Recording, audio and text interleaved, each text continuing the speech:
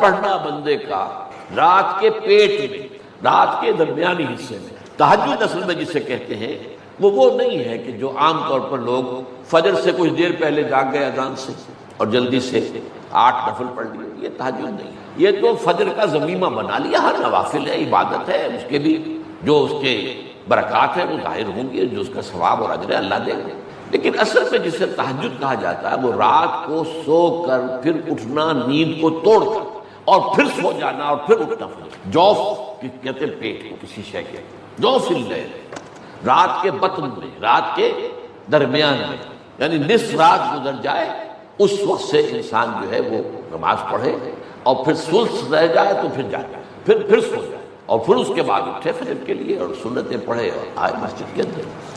تو یہاں آپ نے فرمایا وَصَلَاةُ الرَّجُلِ فِي جَوْفِ اللَّيْلِ، اور اپنے اس قول کے لیے حضور نے آیتیں تلاوت فرمائی، وہی دو آیتیں۔ یہاں یہ سورہ سجدہ کی آیت نمبر 16 اور 17 ہے۔ تتجافا جنوبہم عن المضاجع، اللہ تعالیٰ اپنے خاص محبوب بندوں کی یہ صفات بیان کر رہا ہے کہ ان کے پہلو اپنے بستروں سے علیحدہ رہتے ہیں، رات کے وقت جاگتے ہیں، بستر پر لیٹیں گے تو سو جائیں گے۔ تتجافا جنوبہم عن المضاجع یدعون ربہم خوفا وطمعا، وہ اس وقت اپنے رب کو پکارتے ہیں، دعائیں کرتے ہیں، خوف کے ساتھ بھی، اس کے مواخذے کا خوف، اس کے عذاب کا خوف، اس کے باز پرس کا خوف، اس کی ناراضی کا خوف، جہنم کا خوف، وطمعا، اور طمع کس کی؟ اللہ راضی، اللہ کے اجر و ثواب کی بھی طمع، لیکن سب سے بڑی طمع کیا ہے؟ اللہ مجھ سے راضی، اس لیے سب سے اونچا مقام یہی ہے، رضی اللہ عنہم ورضوا عنہ، اللہ ان سے راضی ہو گیا، وہ اللہ سے راضی ہو گئے۔ یہ باہمی رضا ہے، بندہ اپنے رب سے راضی رہے، وہ ہے کہ تسلیم و رضا جو بھی دنیا میں آ رہا ہے اس پر شکوہ، اللہ کا شکوہ جو بھی آ رہا ہے یہ میرے رب کی طرف سے، وہ میرا مولا ہے، آقا ہے، دوست ہے، میرا خیر خواہ ہے، اسے معلوم ہے کہ اس شر کے پیچھے کون سا خیر آ رہا ہے، مجھے کیا پتا، مجھے تو شر نظر آ رہا ہے، خیر نظر نہیں آ رہا۔ اس لیے فرمایا گیا کہ ہو سکتا ہے عسیٰ تکرہوا شیئا وہو خیر لکم وعسیٰ تحبوا شیئا وہو شر لکم واللہ یعلم وانتم لا تعلمون، ہو سکتا ہے تمہیں کوئی چیز بری لگے حالانکہ اسی میں تمہارا خیر ہے، عین ممکن ہے تمہیں کوئی چیز اچھی لگی تو حالانکہ اس میں تمہارا لیے شر ہے۔ اللہ جانتا ہے تم اس کیفیت کے اندر دنیا کی زندگی گزارے، اللہ تعالیٰ آخرت میں اسے راضی کر دے گا، اللہ اس سے راضی ہو جائے گا۔ اس قرآن کو اچھی سے اچھی خوشلہانی کے ساتھ پڑھو، من لم یتغن بالقرآن فلیس منا، جو قرآن کو بہتر سے بہتر انداز میں، اچھی سے اچھی آواز میں، خوشلہانی کے ساتھ پڑھنے کی کوشش نہیں کرتا وہ ہم میں سے نہیں۔ بلکہ ایک مرتبہ حضور رات کے وقت آپ گشت پر تھے اپنے ساتھیوں کے حالات معلوم کرنے کے لیے۔ حضرت ابو موسیٰ اشعری رضی اللہ تعالیٰ عنہ ایک صحابی ہیں، ان کے گھر کے پاس سے گزر ہوا، وہ رات کو تہجد پڑھ رہے تھے، کھڑے ہوئے کیف کے عالم میں قرآن تلاوت کر رہے ہیں۔ حضور کو بہت پسند آئی ان کی قرات، کافی دیر تک وہاں کھڑے سنتے رہے۔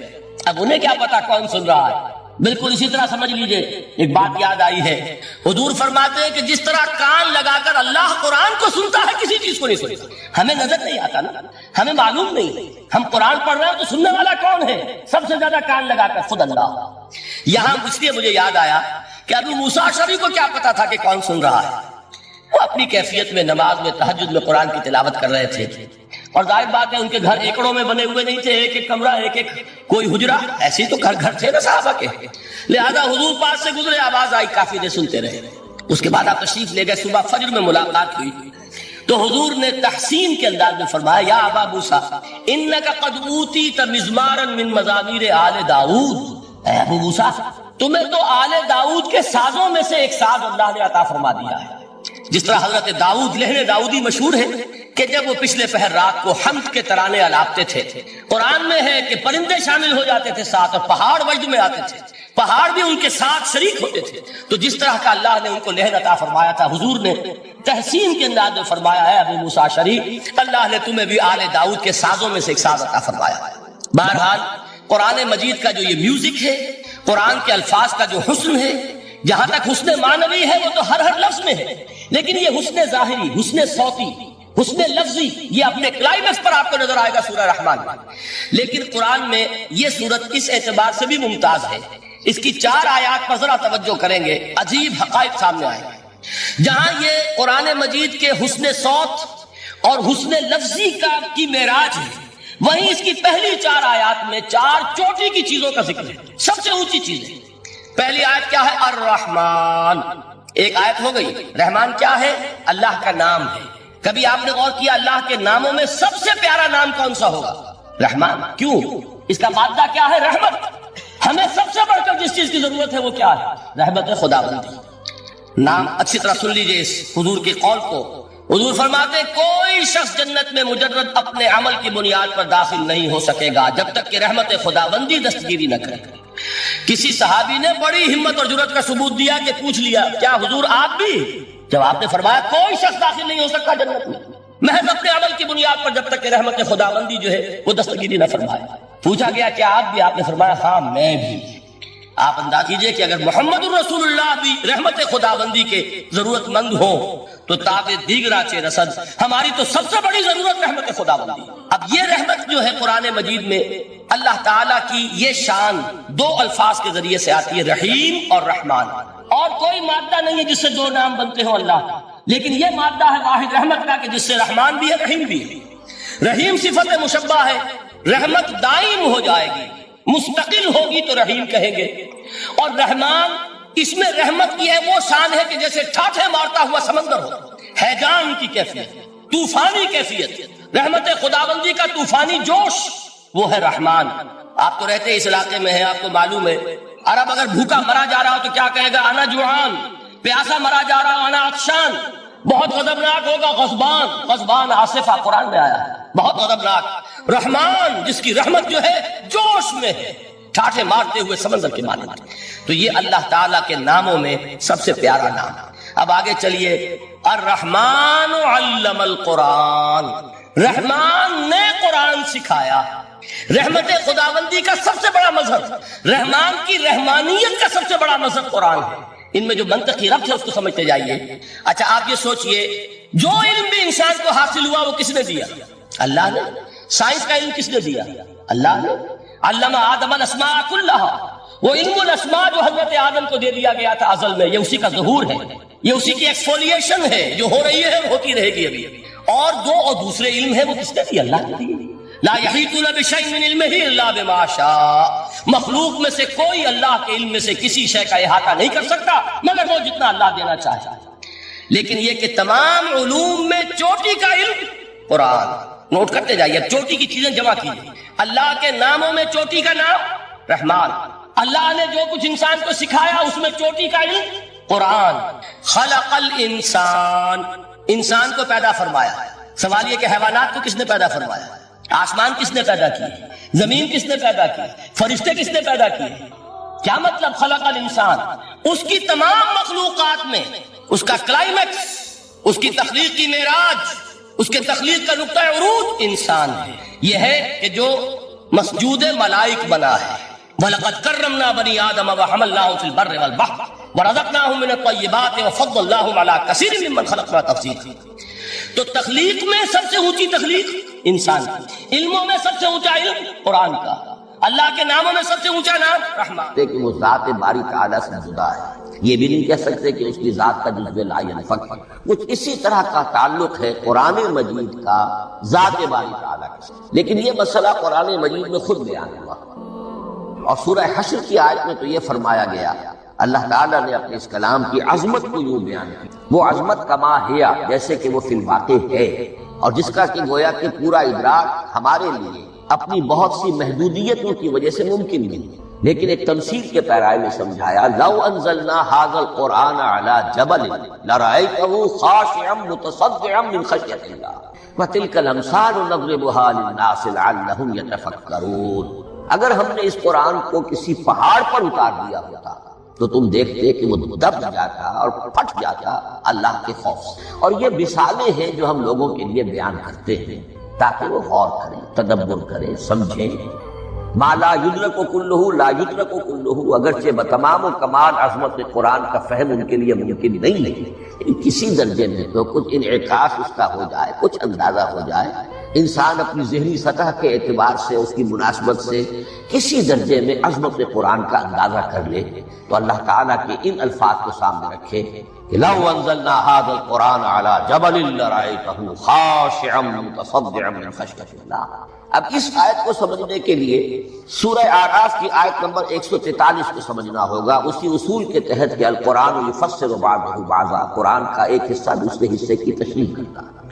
وہاں یہ واقعہ بیان ہوا ہے کہ حضرت موسیٰ علیہ السلام کو جب اللہ تعالیٰ نے کوہ طور پر طلب فرمایا 30 راتوں کے لیے، جس میں بعد میں 10 کا اضافہ کر کے وہ ایک 40 رات کا ایک کورس بنا، دن رات، اس موقع پر جو مخاطبہ الہی سے مشرف ہوئے حضرت موسیٰ علیہ السلام، تو ان کی آتش شوق بھڑک گئی اور انہوں نے بڑی جرأت کر کے یہ درخواست کر دی، رب ارنی انظر الیک، پروردگار مجھے اپنا دیدار بھی عطا کر، مجھے موقع عنایت فرما، میں تجھے دیکھ سکوں۔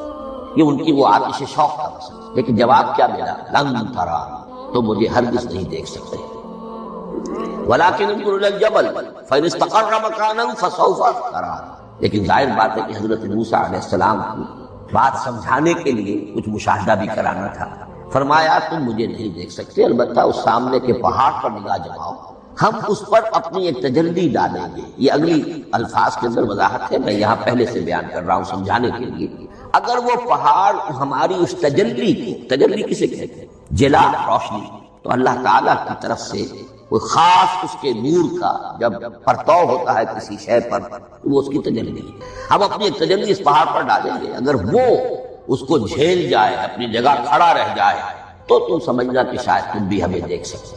فلما تجلی ربہ للجبل، اب یہاں وہ لفظ آ گیا، جب اللہ نے تجلی اپنی پہاڑ پر ڈالی، جعلہ دکا وخر موسیٰ صعقا، وہ پہاڑ ریزہ ریزہ، اور حضرت موسیٰ بے ہوش ہو کر گر۔ اب یہ بے ہوش ہو کر گر جانا، جبکہ وہ تجلی براہ راست بھی نہیں، بالواسطہ مشاہدہ جو کر رہے حضرت موسیٰ وہ بالواسطہ، تجلی پہاڑ، لیکن یہ کہ اس کا بھی بالواسطہ اس کا جو ہوا ہے، اس کی جو تاثیر ہوئی حضرت موسیٰ علیہ السلام پر کہ وہ اس کی تاب نہ لا سکے اور بے ہوش ہو۔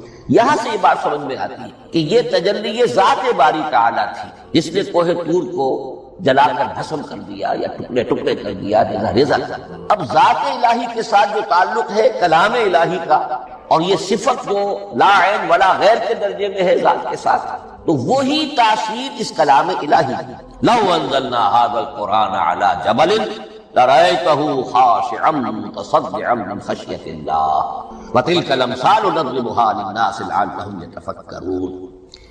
اس حقیقت کو اس دور میں اپنے مطالعے کی محدودیت کا اعتراف کرتے ہوئے عرض کر رہا ہوں کہ میرے نزدیک جس قدر پرشکوہ انداز میں علامہ اقبال نے بیان کیا ہے اسی کیفیت کو، وہ شاید اس کی کوئی مثال نہ مل سکے۔ فاش گویم آنچ در دل مزمرس، یہ کتابیں نیست چیزیں دیگر، میں صاف ہی کہہ دیتا ہوں جو میرے دل میں چھپی ہوئی بات ہے۔ فاش گویم آنچ در دل مزمرس، یہ کتابیں نیست، اس قرآن کو کتاب نہ سمجھنا، یہ کچھ اور ہے، چیزیں دیگر۔ اب وہ چیزیں دیگر کیا ہے؟ وہی جو میں نے عرض کیا، ذات باری تعالیٰ اور کلام کا صفت باری تعالیٰ ہونا، اس کے بنا پر جو مناسبت ہے، جو قرب ہے، جو مشابہت ہے۔ مثل حق پنہاؤ ہم پیداست، زندہ ہو پائندہ ہو گویاست۔ اس کلام میں اللہ تعالیٰ کی ساری صفات کا انعکاس ہے۔ یہ بات ویسے بھی سمجھ میں آتی ہے، کوئی شخص ذرا گفتگو کرے، چند جملے جب وہ ادا کرے گا اپنی زبان سے، تو معلوم ہو جائے گا کہ اس کے فہم کا، اس کی دانش کا، اس کے مطالعے کا حدود اربع کیا ہے اور اس کے ذہن کی سطح کا سمجھ میں آ جائے گا۔ اس لیے کہ کلام جو ہے وہ متکلم کی پوری شخصیت کی عکاسی کر رہا ہوں۔ تانت بازی راگ پایا، چند جملے کسی نے کیا پتہ چل گیا کہ یہ کس سطح کے آدمی ہیں، علمی اعتبار سے، معلوماتی اعتبار سے، تہذیبی اعتبار سے، کلچرڈ ہیں یا نہیں ہیں، یہ ساری باتیں چند جملے۔ تو اللہ تعالیٰ کی بھی جملہ صفات کا عکس اس قرآن میں، ان میں سے جن چند چیزوں کا ذکر علامہ نے شعر میں کیا، وہ جو سورہ حدید کی آیت ہے، هو الاول والآخر والظاہر والباطن، اللہ الظاہر بھی ہے الباطن، اتنا ظاہر کہ اس سے زیادہ ظاہر کوئی شے نہیں، اور اتنا باطن کہ اس سے زیادہ چھپی ہوئی کوئی شے۔ اسی لیے حضور سے جو منقول ہے الفاظ کہ پروردگار انت الظاہر فلیس فوقک شیء وانت الباطن فلیس دونک، یہی کیفیت قرآن کی ہے۔ مثل حق پنہاؤ ہم پیداست، پنہا بھی ہے ظاہر، جیسے ذات باری تعالیٰ، اور جیسے اللہ تعالیٰ کی شان ہے جو آیت الکرسی کے شروع میں آئی، الحی القیوم، مثل حق پنہاؤ ہم پیداست، زندہ ہو پائندہ ہو گویاست۔ یہ قرآن جو ہے اللہ تعالیٰ کی صفات کا ایک عکس اپنے اندر کا ہے۔ اس سے ذرا آگے چلیے، کلام کے بارے میں۔ اب کلام الہی ظاہر بات ہے کہ صفت ہے، اور صفت قدیم ہے، اللہ کی صفات حادث نہیں ہے، اللہ کی ذات بھی قدیم ہمیشہ سے۔ اور اس کی صفات بھی قدیم ہمیشہ. اور یہ جو کلام الہی ہے، ظاہر بات ہے کہ یہ جو ہماری زبان کے حروف و اصوات، کلام الہی تو ان سے منزہ ہے، مبرہ ہے، ماورا ہے، اعلیٰ ہے، عرفا. ہماری زبانوں کے حروف و اصوات، الفابیٹس جگہ جگہ تبدیل ہو جائیں گے. انگریزی کے کچھ اور ہیں، اردو کے کچھ اور ہیں، عربی کے کچھ اور ہیں. کلام الہی ان تمام سے اعلیٰ، عرفا، منزہ اور مبرہ ہے. یہ کلام الہی جب بھی نازل ہوا ہے، ظاہر بات ہے حضرت موسیٰ پر اگر کتاب اتاری گئی وہ بھی علم الہی سے آئی، لیکن وہ عبرانی زبان میں آئی. حضرت عیسیٰ علیہ السلام پر انجیل اتاری گئی، ہم یقین سے نہیں کہہ سکتے، دو میں سے کسی ایک زبان میں اتاری گئی ہوگی، یا عبرانی ہوگی، اس لیے کہ شام کے جس علاقے میں، فلسطین کے جس علاقے میں ان کی پیدائش ہوئی اور جہاں وہ دعوت و تبلیغ کے لیے گھومتے رہے، اس کے عوام کی زبان تھی آرامی اور خواص کی زبان تھی عبرانی. تو یا تو وہ بھی تورات کی طرح عبرانی ہی میں نازل ہوئی تھی یا آرامی میں ہوگی. لیکن اب کوئی نسخہ نہ ہیبریو کا، کوئی قدیم نسخہ دنیا میں موجود ہے، نہ آرامی. جو سب سے پرانا نسخہ ملتا ہے انجیل کا، وہ اس کا ترجمہ لیٹن زبان کا ترجمہ ہے یا گریک ترجمہ ہے، اصل کوئی نہیں. بہرحال جب وہ کلام الہی محمد رسول اللہ پر نازل ہوا، اب اس نے حروف و اصوات کا وہ جامہ پہنا کہ جو عربی زبان کے. یہی وجہ دیکھیے، میں نے جو آیت سورہ حامیم، یہ جو سلسلہ سور ہے اس میں سے سورہ زخرف کی آیت جو میں نے آپ کو سنائی، حامیم والکتاب المبین انا جعلناہ قرآنا عربیا لعلکم تعقلون. ہم نے بنا دیا ہے اپنے اس کلام کو قرآن عربی، اس کو عربی حروف و اصوات کا جامہ ہم نے پہنا دیا ہے. انا جعلناہ قرآنا عربیا لعلکم تعقلون، کہ چونکہ مخاطب اول جو قوم تھی امیین، ان کی زبان عربی تھی، لعلکم تعقلون، تاکہ تم اس کو سمجھ سکو. اب اس سے آگے چلیے. اصل قرآن مجید کے 3 مقامات سے معلوم ہوتا ہے اصل قرآن اللہ کے پاس ہے. یہ قرآن جو ہمارے پاس ہے، مصحف عثمان رضی اللہ تعالی عنہ، یہ اس قرآن کی مصدقہ نقل. اصل قرآن کہاں ہے؟ ایک جگہ فرمایا بل ہوا قرآن مجید فی لوح محفوظ، لوح محفوظ اصل قرآن. اسی طریقے سے اسی سورہ زخرف کی اگلی آیت کیا ہے؟ ہم نے اسے عربی قرآن بنا کر اتارا، لیکن اصل قرآن کیا ہے؟ وَإِنَّهُ فِي أُمِّ الْكِتَابِ لَدَيْنَا لَعَلِيٌّ حَكِيمٌ. حقیقت میں تو یہ ام الکتاب میں ہے جو ہمارے پاس ہے، اور علی بھی ہے، بہت بلند، حکیم، بڑی حکمت والا، یا محکم، مضبوط. حکیم کے دونوں معنی. استحکام بھی اسی ہے کاف اور میم کے مادے سے، کسی شے کا پختہ ہو جانا، مضبوط ہو جانا. اور عقل کی پختگی وہ حکمت ہے، وہ دانائی ہے. اس اعتبار سے نوٹ کیجئے اصل قرآن کہاں ہے؟ لوح محفوظ میں. اصل قرآن کہاں ہے؟ ام الکتاب. اسی کو کہا گیا ہے ایک اور مقام پر فی صحف مکرمۃ مرفوعۃ مطہرۃ بایدی سفرۃ کرام بررہ. یہ قرآن، اصل قرآن تو بڑے صحیفوں میں، ان صحیفوں میں ہے، ان صفحات میں ہے، ان اوراق میں ہے، جس کی شان کیا ہے؟ مکرمۃ، ان کی انتہائی تعظیم کی جاتی ہے. مطہرۃ، نہایت پاک صحیح. فی صحف مکرمۃ مرفوعۃ، بلند و بالا، مطہرۃ بایدی سفرۃ کرام بررہ، ان فرشتوں کے ہاتھ میں جو بہت باعزت، بہت اونچے درجے کے، ان کے ہاتھوں میں وہ لوگ ہیں کہ جن کی تحویل میں ہے یہ کلام پاک. فی صحف مکرمۃ مرفوعۃ مطہرۃ بایدی سفرۃ کرام بررہ. اب اسی کو بیان کیا ہے سورہ واقعہ میں. فلا اقسم بمواقع النجوم، تو نہیں، میں قسم کھاتا ہوں ستاروں کے ڈوبنے کی جگہ. وَإِنَّهُ لَوْ تَعْلَمُونَ لَقَسَمٌ عَظِيمٌ، وَإِنَّهُ لَقَسَمٌ لَوْ تَعْلَمُونَ عَظِيمٌ. اور اگر تم جان سکتے تو یہ بہت بڑی قسم ہے جو ہم نے کھائی، بہت بڑی گواہی ہے جو ہم نے دی. اب تدریجاً اس کا انکشاف ہو رہا ہے. یہ آج جو تصور ہے بلیک ہولز کا، اس سے کچھ اندازہ ہوتا ہے. یہ ستارے کہاں ڈوب جاتے ہیں، بڑے بڑے ستارے نسیم منسیہ ہو جاتے ہیں. ستارے نہیں، پوری گیلیکسیز اس میں گم، وہ مقبرے ہیں بڑی بڑی گیلیکسیز. فلا اقسم بمواقع النجوم وانه لقسم لو تعلمون عظیم انه لقرآن کریم. یہ قرآن ہے بہت باعزت. فی کتاب مکنون، اور یہ اس کتاب میں جو چھپی ہوئی.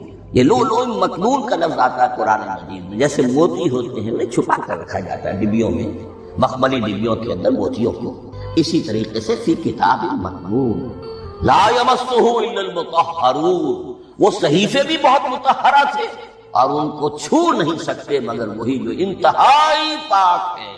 ملائکہ مقربین جن کے قریب سے بھی ہو کر معصیت یا گناہ کا کوئی تصور تک نہیں گزر سکتا، وہ ہے جو اس کو چھوتے ہیں، ان کے ہاتھوں میں ہے، ان کی تحویل میں.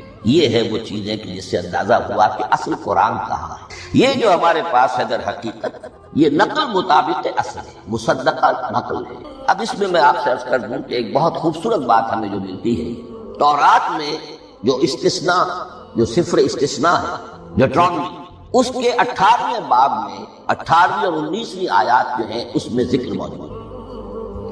میں ان کے لیے انہی کے بھائیوں میں سے تیری مانند ایک نبی برپا کروں گا. اللہ تعالیٰ کلام فرما رہے ہیں یہاں حضرت موسیٰ علیہ السلام، آج بھی موجود ہے اولڈ ٹیسٹمنٹ ڈیوٹرانومی یا کتاب استثناء صفر استثناء، اس کا 18واں باب، اس کی 18ویں اور 19ویں آیات جب چاہیں جا کر. میں ان کے لیے ان کے بھائیوں ہی میں سے تیری مانند ایک رسول اٹھاؤں گا. میں ان کے لیے انہی کے بھائیوں میں سے تیری مانند ایک نبی برپا کروں گا اور اپنا کلام اس کے منہ میں ڈالوں گا اور جو کچھ میں اس سے کہوں گا وہی وہ ان سے کہے. یہ ہے جو پیشین گوئی ہے محمد الرسول اللہ صلی اللہ علیہ وسلم. اور یہاں وہ فرق واضح کر دیا گیا، اے موسیٰ تم سے تو یا تو ہم نے کلام کیا ہے یا تم نے جو کتاب دی ہے وہ لکھی ہوئی دی، لیکن جو نبی تیری ہی مانند میں برپا کروں گا. اب اس میں بھی نوٹ کرنے کی بات ہے کہ حضرت موسیٰ کے مشابہ نبی اکرم صلی اللہ علیہ وسلم کے سوا کوئی نبی نہیں. صاحب کتاب وہ بھی تھے، صاحب کتاب محمد بھی، صاحب امت وہ بھی تھے اور صاحب امت محمد بھی. تیری مان صاحب شریعت، حضرت عیسیٰ صاحب شریعت نہیں تھے، شریعت موسوی ہی کو نافذ کرنے کے لیے آئے. ان کی حیثیت دین موسوی کے مجدد کی تھی. ویسے نبی تھے، اللہ کے فضل و کرم سے نبی تھے، اس میں کوئی شک نہیں، رسول تھے، لیکن یہ کہ ان کے کام کی نوعیت کیا تھی، اس لیے کہ کوئی نئی شریعت لے کر نہیں آئے. اب بھی انجیل میں الفاظ موجود ہیں، don't think I have come to destroy law. The mosaic law جسے یہ کہتے ہیں، شریعت موسوی، وہ تم پر نافذ نہیں، تم اس کی پابندی کرو. چونکہ صاحب شریعت رسول یا موسیٰ یا محمد صلی اللہ علیہ وسلم علیہ السلام. تو میں ان کے بھائیوں میں سے، اب بھائی کون ہوں گے؟ ظاہر بات ہے بنی اسرائیل، ان کے کزنز کون ہیں؟ بنی اسماعیل. بنی اسرائیل تو جو بھی نبی ہے وہ انہی میں سے ہے، ان کے بھائیوں میں سے. تو بھائی تو ہوگا، ان کا کزن ہوگا. اب وہ کون ہے؟ بنی اسماعیل. تو ان کے بھائیوں میں سے گویا کہ غیر اسرائیلی جو ان کے قریب ترین قرابت دار ہوں گے وہ بنو اسماعیل. تیرے مانند صاحب شریعت نبی میں برپا کروں گا، لیکن اس پر جو میرا کلام اترے گا وہ کس شکل میں اترے گا؟ میں اپنا کلام اس کے منہ میں ڈالوں گا اور پھر وہ جو کچھ کہے گا وہ وہی کہے گا جو میں نے کہا ہے. اب اس کے حوالے سے ایک بہت اہم بات سمجھ لیجئے، قرآن مجید کے دو اہم مقامات کی وضاحت اس سے ہو جائے گی. یہ کلام اللہ، قرآن مجید میں اس کو قول جبرائیل بھی کہا گیا ہے. کلام اللہ حضرت جبرائیل کے ذریعے سے جب ادا ہوا ہے تو قول جبرائیل ہے، اور پھر جب وہ محمد الرسول اللہ کی زبانی ادا ہوا تو قول رسول ہے، قول محمد ہے صلی اللہ علیہ وسلم. یہ قول اللہ بھی ہے، قول جبرائیل بھی ہے اور قول محمد بھی ہے بیک وقت. یہ بات دیکھیے سورۃ تکویر، اذا الشمس كورت، انه لقول رسول کریم ذی قوت عند ذی العرش مکین مطاع ثم امین وما صاحبکم بمجنون. یہ یہاں پر حضرت جبرائیل کا ذکر ہو رہا ہے. وما ہوا بقول شیطان الرجیم. محمد تک اس قرآن کو لانے والا تو وہ بلند پائے کا فرشتہ تھا، یہ کوئی شیطان رجیم نہیں ہے. اس لیے کہ مکے والوں نے کہہ دیا تھا ہو سکتا ہے کوئی بدروح آئی ہو محمد پر اور اس بدروح نے کوئی الٹی سیدھی بات سکھا دی ہو. نہیں، انہ لقول رسول کریم. یہاں رسول کریم کون ہے؟ حضرت جبرائیل. انہ لقول رسول کریم ذی قوت عند ذی العرش مکین، بڑی قوت والا اور جس کا بڑا اونچا مقام اور مرتبہ ہے عرش والے کے قریب. ذی قوت عند ذی العرش مکین مطاع ثم امین. وہ فرشتوں کے مطاع ہے، فرشتے ان کی اطاعت کرتے ہیں، فرشتوں کے سردار ہیں، اور پھر ساتھ ہی پورے امین ہیں. جبرائیل امین یہ ہم لفظ استعمال کرتے ہیں. اور اس کے بعد آگے جا کے فرمایا وما هو بقول شیطان الرجیم، یہ کسی شیطان رجیم کا قول نہیں۔ اب یہاں اس سورہ تکویر میں قرآن کو قول جبرائیل کہا ہے، لیکن سورۃ الحاقہ میں چلیے اس کے آخر میں آتا ہے انہ لقول رسول کریم وما هو بقول شاعر قلیلا ما تؤمنون ولا بقول کاہن قلیلا ما تذکرون تنزیل من رب العالمین۔ یہاں اب رسول کریم سے مراد محمد رسول اللہ صلی اللہ علیہ وسلم، یہ کسی شاعر کا قول نہیں ہے، کسی کاہن کا قول نہیں، یعنی جس کے زبانی یہ قرآن لوگوں کے سامنے آ رہا ہے۔ جبرائیل کا قول ہو کر تو محمد پر نازل ہوا صلی اللہ علیہ وسلم، لیکن اب لوگوں کے سامنے وہ قول محمد بن کر آ رہا ہے انہ لقول رسول کریم وما هو بقول شاعر قلیلا ما تؤمنون ولا بقول کاہن قلیلا ما تذکرون تنزیل من رب العالمین۔ تو قرآن مجید کلام اللہ ہے، پھر وہ قول جبرائیل بنا، جب جبرائیل نے آ کر محمد کو سنا، اور پھر وہ قول محمد بنا جب محمد کی زبان مبارک سے لوگوں نے اسے سنا، اہل عرب نے سنا، اور پھر وہ بات پھیلتی چلی گئی۔ اب آخری بحث اس موضوع پر جو ہے وہ یہ ہے، کلام الہی کی 3 صورتیں ہیں جو قرآن مجید میں سورہ شورى کی آیت نمبر 51 میں بیان ہے وما کان لبشر ان یکلمہ اللہ، کسی بشر کسی انسان کی یہ حیثیت نہیں ہے، مقام نہیں ہے کہ اللہ اس سے کلام کرے۔ یہ نہیں کہا کہ اللہ کے لیے ممکن نہیں ہے، نہیں، اللہ کے لیے تو ہر شے ممکن ہے، لیکن کسی بشر کا یہ مقام نہیں ہے کہ اللہ اس سے کلام کرے۔ مخلوق ہے، بشر ہے، ما کان لبشر ان یکلمہ اللہ الا اب 3 شکلیں، الا وحیا او من وراء حجاب او یرسل رسولا فیوحی باذنہ ما یشاء انہ علی حکیم۔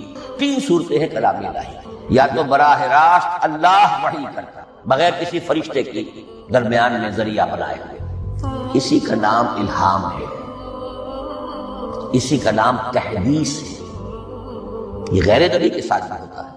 حضور نے فرمایا ہر نبی کی امت میں محدث جن سے اللہ کلام کرتا ہے، اور میری امت کا محدث عمر رضی اللہ تعالی عنہ۔ محدث، محدث نہیں، محدث کے معنی ہے علم حدیث کا ماہر۔ امام بخاری محدث ہے، امام مسلم محدث ہے۔ محدث تحدیث سے مفعول بنا جس سے بات کی جاتی ہے، محدث اللہ بات کرتا ہے، اللہ دل میں ڈال دیتا ہے، القاء ہو جاتا ہے، الہام ہو جاتا ہے، کوئی فرشتہ درمیان نہیں، براہ راست۔ دوسری شکل کلام کی کیا ہے؟ او من وراء حجاب، یہ ہمارے علم کی حد تک صرف حضرت موسیٰ علیہ السلام کی شان ہے، استثنائی شان۔ وَكَلَّمَ اللَّهُ مُوسَىٰ تَكْلِيمًا، اور موسیٰ کے ساتھ تو اللہ نے کلام فرمایا جیسے کہ کلام کیا جاتا ہے۔ فرق کیا تھا؟ من وراء حجاب، پردہ تھا، دیکھ نہیں سکتے، تبھی تو ان کی وہ آتشی شوق بھڑکی تھی۔ کیا قیامت ہے کہ چلمن سے لگے بیٹھے ہیں، صاف چھپتے بھی نہیں، سامنے آتے بھی نہیں، کلام بھی فرما رہے ہیں، لیکن یہ کہ بات مجھے دیدار عطا کرنے کے تیار نہیں، رب ارنی انظر الیک۔ لیکن یہ جو کلام ہے ہمارے علم کی حد تک براہ راست اس دنیا میں حضور سے ہوا ہے معراج کی شب، لیکن وہ 7ویں آسمان پر۔ اس دنیا میں ہمارے علم کی حد تک یہ کلام براہ راست من ورائے حجاب صرف حضرت موسیٰ علیہ السلام کی استثنائی شان۔ اور تیسرا ہے او یرسل رسولا فیوحی باذنہ ما یشاء، یا تیسری صورت یہ کہ اللہ کسی پیغامبر کو بھیجتا ہے جو وحی کرتا ہے جو اللہ چاہتا۔ یہ تیسری شکل ہے وحی کی۔ قرآن مجید اس تیسری شکل میں نازل ہوا ہے محمد رسول اللہ صلی اللہ علیہ وسلم۔ حضور کو جو الہام ہو جاتے تھے، جو حضور کو القاء ہو جاتا تھا، جو آپ کے دل میں براہ راست اللہ کی طرف سے وحی آتی تھی، وہ قرآن میں شامل نہیں ہے۔ اگرچہ حضور کے خواب بھی سچے تھے، وہ بھی اللہ کی طرف سے ہوتے تھے، شیطان کی آمیزش نہیں ہو سکتی، لیکن یہ بھی قرآن میں شامل نہیں ہے۔ قرآن میں شامل ہے تیسری قسم کی وحی، او یرسل رسولا، پھر ہم بھیجتے ہیں ایک پیغامبر پر فرشتوں میں سے۔ اللہ یصطفی من الملائکۃ رسلا ومن الناس، اللہ چن لیتا ہے فرشتوں میں سے بھی اپنا پیغامبر اور انسانوں میں سے بھی۔ تو فرشتے کے ذریعے سے ایک فرشتہ جو اللہ سے لیتا ہے اور انسان رسول انسان تک پہنچا دیتا ہے۔ اب وہ رسول انسان، رسول بشر جو ہے وہ اپنے ہم نوع ہم جنس لوگوں کو پہنچاتا ہے۔ تو اللہ یصطفی من الملائکۃ رسلا ومن الناس، یہاں وہی بات فرمائی او یرسل رسولا فیوحی باذنہ ما یشاء، پھر وہ وحی کرتا ہے اللہ کے حکم سے جو اللہ چاہتا۔ یہ کلام الہی کی یہ تیسری شکل ہے جو محمد الرسول اللہ صلی اللہ علیہ وسلم پر نازل ہوا، اور وہ ہے قرآن۔ اب ایک اور بحث جو علمی ہے وہ یہ ہے کہ حضور پر جو اس کا نزول ہوا اس کی کیفیات کیا تھی۔ دو الفاظ استعمال ہوتے ہیں، انزال بھی اور تنزیل بھی، ان دونوں میں فرق کیا ہے اس کو نوٹ کر لینا چاہیے۔ لغوی اعتبار سے جان لینا چاہیے، نزل ینزل کسی کا خود اترنا، نازل ہونا، اترنا۔ انزل ینزل دفعتاً اتار دینا، کسی اور نے کسی شے کو دفعتاً نیچے اتارا۔ یہی مفہوم نزلہ کے ساتھ بے لگ جائے تو آ جاتا ہے، با کے ساتھ نزلہ بہی، یہ اتارنے کے مفہوم میں آئے گا۔ لفظی ترجمہ یہ بھی کر سکتے ہیں وہ اترا اس شے کے ساتھ، نزل بہ الروح الامین، اس کو لے کر نازل ہوا خود روح الامین فرشتہ علی قلب کا، اے محمد صلی اللہ علیہ وسلم آپ کے قلب مبارک پر۔ تو نزل بے اور انزال اس کے معنی ہے، لیکن اگلا لفظ ہے تنزیل، نزل ینزل تنزیلا، اس کے معنی ہے رفتہ رفتہ، تدریجاً، نجماً نجماً، تھوڑا تھوڑا کر کے، وقفے وقفے سے اتارنا۔ جیسے عربی میں اعلام کہیں گے کسی کو کچھ بتا دینا، باخبر کر دینا، مطلع کر دینا، بھائی مطلع کر دیا گیا، اب تم جانو تمہارا کام، یہ اعلام کہلائے گا۔ تعلیم کسے کہتے ہیں؟ سکھانا، درجہ بدرجہ، دیکھنا اس کی استعداد کیا ہے، آج یہ کیا بات سمجھ سکتا ہے، میں اتنے ہی درجے تک سمجھاؤں گا، اب کل میں اسے مزید سمجھاؤں گا، پرسوں مزید سمجھاؤں گا، یہ درجہ بدرجہ کسی شے کو سمجھانا، یہ تعلیم۔ تو انزل ینزل انزالا یہ ہے اتار دینا دفعتاً، اور نزل ینزل تنزیلا یہ ہے تدریجاً اتارنا۔ اب قرآن مجید کے لیے یہ دونوں الفاظ مستعمل ہیں، لیلۃ القدر اور لیلۃ المبارکہ، اب یہ دو بھی نوٹ کر لیجئے، قرآن مجید میں چونکہ اہم مضامین کم سے کم دو جگہ پر ضرور آتے ہیں۔ انا انزلناہ فی لیلۃ القدر، یہاں انزلنا ہے، نزلنا نہیں ہے، انزلنا ہے، ہم نے اتارا اس کو لیلۃ القدر۔ اور باقی صورت تو آپ کو یاد ہوگی، وما ادراک ما لیلۃ القدر، لیلۃ القدر خیر من الف شہر، تنزل الملائکۃ والروح فیہا بإذن ربہم من کل امر سلام ہی حتی مطلع۔ لیکن یہ اہم مضمون قرآن مجید میں دوسری جگہ بھی ہے، سورہ دخان کے شروع میں فرمایا حامیم والکتاب المبین انا انزلناہ فی لیلۃ مبارکۃ انا کنا منذرین فیہا یفرق کل امر حکیم امرا من عندنا انا کنا مرسلین رحمتا من ربک انہ هو السمیع العلیم۔ یہ لیلۃ المبارکہ ہے، لیلۃ القدر اور لیلۃ المبارک، ان دونوں کے لیے وہی انزلنا۔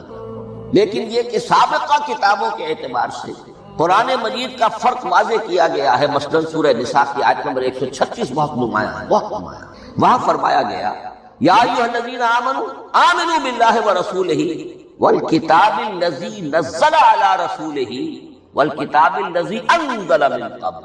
اے ایمان کے دعوے دارو، حقیقتاً ایمان لاؤ، ایسے ایمان لاؤ جیسے ایمان لانے کا حق ہے، اللہ پر بھی اور اس کے رسول پر بھی، اور اس کتاب پر بھی جو اللہ نے اپنے رسول پر نازل فرمائی، اور اس کتاب پر بھی جو اللہ نے پہلے نازل۔ لیکن نازل کے لیے یہاں آیا حضور کے لیے والکتاب الذی نزل علی رسولہ، تنزیل کی شکل میں، اور تورات کے لیے والکتاب الذی انزل من قبل، وہ تو دفعۃ واحدہ لکھی ہوئی تختیوں کی شکل میں حضرت موسیٰ علیہ السلام نے دے دی۔ تو یا ایھا الذین آمنوا آمنوا باللہ ورسولہ والکتاب الذی نزل علی رسولہ والکتاب الذی انزل من قبل، یہ جو تنزیل ہوئی ہے حضور پر، یعنی لیلۃ القدر میں جو رمضان مبارک میں ہے، پورا قرآن لوح محفوظ سے، کتاب مکنون سے، ام الکتاب سے نقل کر کے اتار دیا گیا سمائے دنیا تک، پہلا آسمان جسے ہم کہتے ہیں سمائے دنیا، وہ آسمان جو قریب ترین ہے دنیا،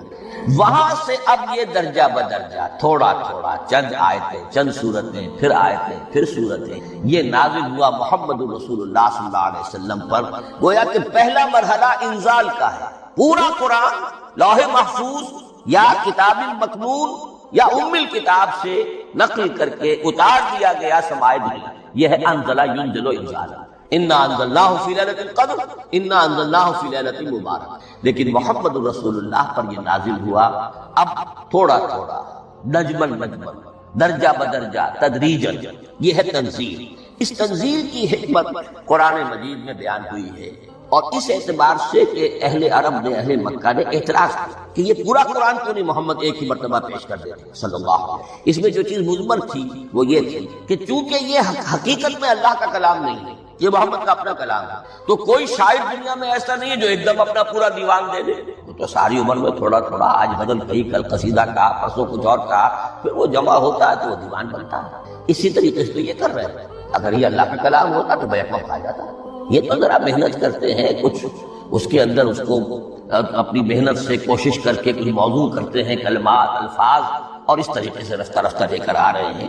اس لیے ان کا اعتراض نقل ہوا ہے. وقال الذين كفروا لولا نزل عليه القرآن جملة واحدة. کیوں نہیں اترا یہ قرآن پورا کا پورا ایک ہی بار؟ یہ اعتراض تھا. اس اعتراض کے جو جوابات دیے گئے وہ نوٹ کیجیے کہ لوگوں کے حق میں یہ مفید ہے یہ پورے قرآن کا تحمل ایک وقت میں کر نہ سکے. یہ پورا قرآن تو ایک ہی مرتبہ اگر پہاڑ پر بھی اتار دیا جاتا تو وہ پھٹ جاتا دب. وَقُرْآنًا فَرَقْنَاهُ لِتَقْرَأَهُ عَلَى النَّاسِ عَلَى مُكْثٍ وَنَزَّلْنَاهُ تَنزِيلًا. سورہ بنی اسرائیل آیت 106. یہ وہ قرآن ہے جس نے ہم نے جس کو ٹکڑے ٹکڑے کر کے فرق توڑ دینا تھوڑا تھوڑا کر کے ہم نے کر دیا. لِتَقْرَأَهُ عَلَى النَّاسِ عَلَى مُكْثٍ تاکہ آپ اسے پڑھ کر سنائے لوگوں کو وقفے وقفے سے تاکہ وہ سہار سکیں سنبھال سکیں برداشت کر سکیں. وَنَزَّلْنَاهُ تَنزِيلًا. اسی وجہ سے ہم نے اسے نازل کیا ہے بطرز تنزیل بطرز انزال نہیں بطرز تنزیل. وَقُرْآنًا فَرَقْنَاهُ لِتَقْرَأَهُ عَلَى النَّاسِ عَلَى مُكْثٍ وَنَزَّلْنَاهُ. ایک حکمت تو ہو گئی عوام کے لیے ایک حکمت خود رسول کے لیے صلی اللہ علیہ وسلم. كَذَلِكَ لِنُثَبِّتَ بِهِ فُؤَادَكَ وَرَتَّلْنَاهُ تَرْتِيلًا.